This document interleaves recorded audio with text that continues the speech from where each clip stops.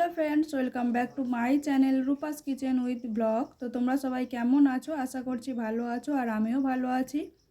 তো আগের দিন ব্লগটা যেখান থেকে শেষ করেছিলাম সেখান থেকেই আবার শুরু করে দিলাম। দুপুরে রবিবার খাওয়া দাওয়ার পরে আমার মেয়ে আর ওর বাবা বসে বসে খেলা করছিল, দেখলেই তোমরা। তো তারপরে আমার সোনার জামা কাপড়গুলো আমি গুছিয়ে ব্যাগে নিয়ে নিয়েছি, আর তারপরে আমি এখানে রেডি হচ্ছি। দেখো, তো রেডি হচ্ছে বলতে আমার চুলটা বাঁধাই বাকি আছে, বাকি সমস্ত কিছু আমার হয়ে গিয়েছে। আর বাইরে আমার মাম্মা আর ওর বাবা দাঁড়িয়ে আছে, ওরা রেডি হয়ে গিয়েছে। তো কোথায় যাচ্ছি সেটা তোমাদেরকে বলি। আমি যাচ্ছি সোনায়ের মামার বাড়িতে, মানে আমার বাপের বাড়ি যাচ্ছি আজকে। তো অনেক দিনই যাবো ভাবছিলাম, তো যাওয়া হয়নি। আর তার মাঝখানে কিন্তু সোনায়ের দিদা, ওর মাসি সবাই এসেছিলো, তোমরা ভ্লগে দেখেছো। তো 2-3 বার ওনারা এসেছিলো, তো আমার যাওয়া হয়নি একবারও, যখন থেকে এখানে এসেছি মাম্মামকে নিয়ে। তো ভাবলাম যে একটু ঘুরেই আসি, সেই তো মাম্মামকে নিয়ে ঘরেই সারাক্ষণ বসে থাকি। তো খুব ইচ্ছা করছিল যাওয়ার, তো তাই রেডি হয়ে নিচ্ছি দেখো। আর চুলটা বাঁধা একটু বাকি ছিল, বলতে কি চুল বাঁধতে কি আমার একদমই দেরি হয় বড্ড। চুল আমি বাঁধতে পারিই না একেবারে, এইটুকু চুল তাও যেন বাঁধতে কত সমস্যা হয় আমার। তো যা হোক করে অনেক চেষ্টার পর চুলটাকে একটা ক্লিপ দিয়ে আটকে নিচ্ছি। আর আজকে একটু কুর্তি পরে যাচ্ছি, শাড়ি পরছি না, কারণ সি সেকশন হওয়ার পর শাড়ি পরতে আমার খুবই সমস্যা হয়। আর শাড়ির বড্ড ওয়েটও হয়, তো হাঁটা চলা করতেও সমস্যা হয়। তাই কুর্তি পরে নিয়েছি আর একটা প্লাজো পরেছি। আর যেহেতু বিকেলবেলা বেরাচ্ছি আর একটু সন্ধেও হয়ে যাচ্ছে, তাই সোয়েটারটা পরে নিয়েছি। আর সন্ধে করব না, কারণ মাম্মামকে নিয়ে যাব, তো বেশি সন্ধেও করব না, সন্ধ্যের আগেই পৌঁছে যেতে হবে। আর তাও কিন্তু সন্ধে হয়ে গিয়েছিল, তোমরা দেখলে বুঝতে পারবে, কারণ আমাদের টোটো বুকিং করার ছিল আর শেষ মুহূর্তে কিন্তু উনি ক্যান্সেল করে যাওয়াটা।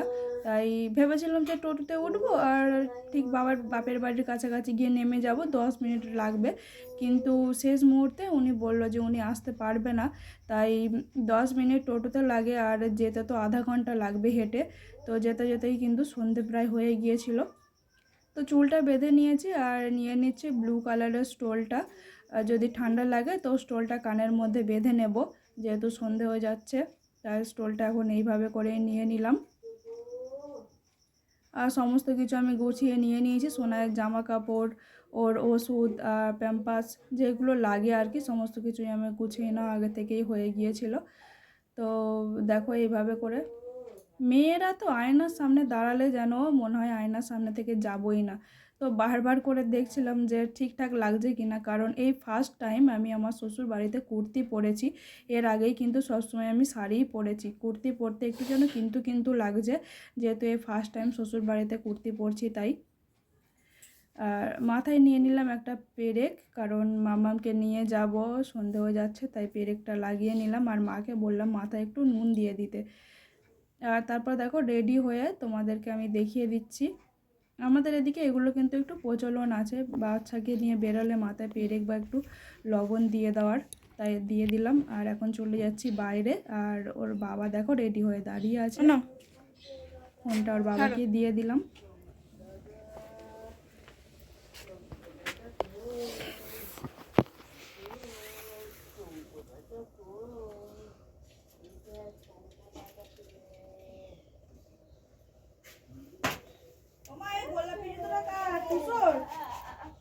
মা, ও মা, ওই এই গোলাপি জুতোটা কার তুষর?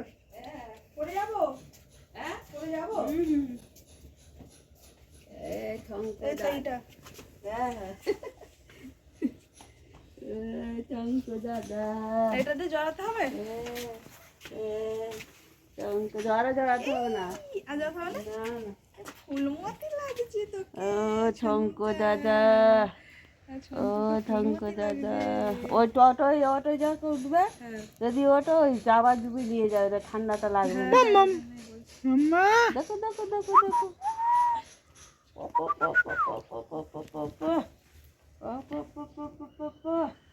দরজাটা ভেজে টেনে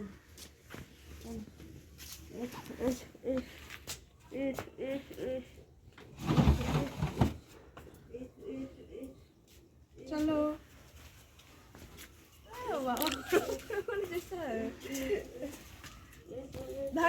ধাক্কা লাগবে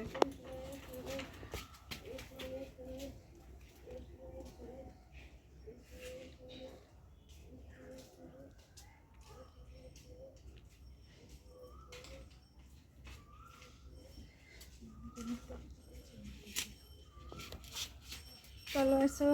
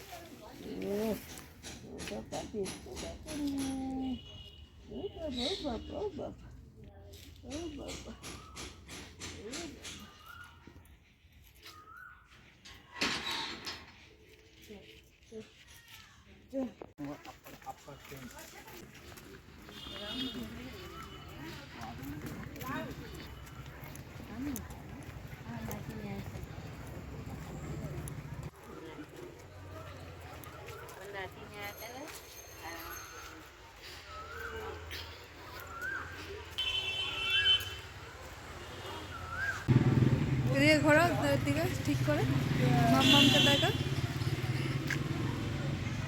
আমরা টোটোর জন্য দাঁড়িয়ে আছি। আমার মাম্মাম, এই দেখো আমার মাম্মাম, টোটোর জন্য দাঁড়িয়ে আছি আমরা।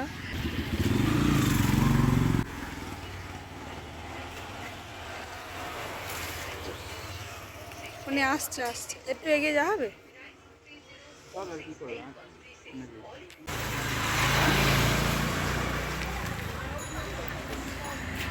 দাঁড়াও, এই তো চলে এসেছি আমরা সোনাইয়ের মামার বাড়িতে।